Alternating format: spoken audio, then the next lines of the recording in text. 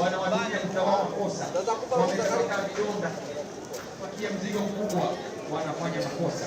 Ni huruma na insumwa. Pili, kumtukana Bunda kama binadamu. Tumempeka Bunda na kupatia matusi yote, Bunda kwa This is something that every Kenyan should aspire to come and witness. It's very strong and excellent for our tourism. The warmth of the people is extraordinary. And this is Lamu. This is what peace can bring. When the nation is peaceful and the region is peaceful, then you can really promote tourism and enjoy yourselves. So we are really enjoying this. I can tell you that don't miss this next time. I think other counties across, every county is unique in their own right.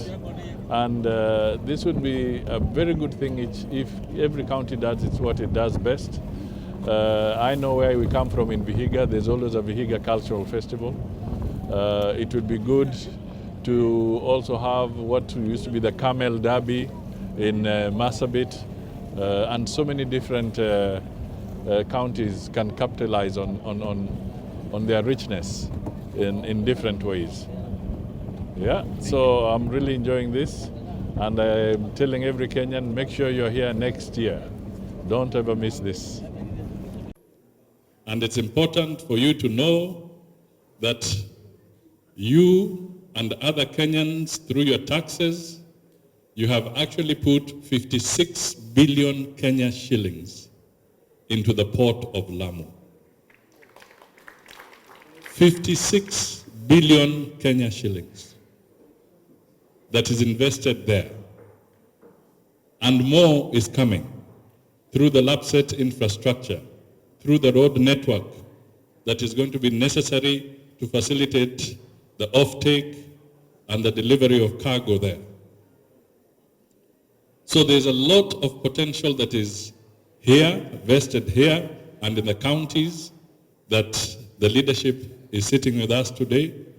Let us work together, let us pull together, let us make sure that we put our priorities right, we finish the roads, we make sure that we invest in water, we make sure we invest in our education, we invest in areas that will really have a serious multiplier effect. When I was sitting there with the governor, he told me that the catering that is going on at this cultural festival, there are 28 women groups. All of them were supported with seed capital of 30,000 shillings. And now they're the ones feeding the entire team of Kenyans that have come and the foreign friends that have come here. Can you imagine the multiplier effect? That is really activating the hustler. at the base. And don't be cheated. The biggest hustler in this country is the woman. Sisi tunafata tu.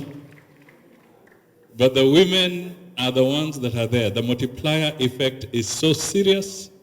And if we do it right, everything will be okay in this country. The people of Lamu, one thing that I must bring out is that we are gathered here tonight fundamentally because of one thing. Through your interaction, through your cooperation, through working harmoniously, we are here because there is peace. That should not be discounted at all. We all know the consequences of insecurity and the damage it can do to our economies, apart from eliminating people's lives.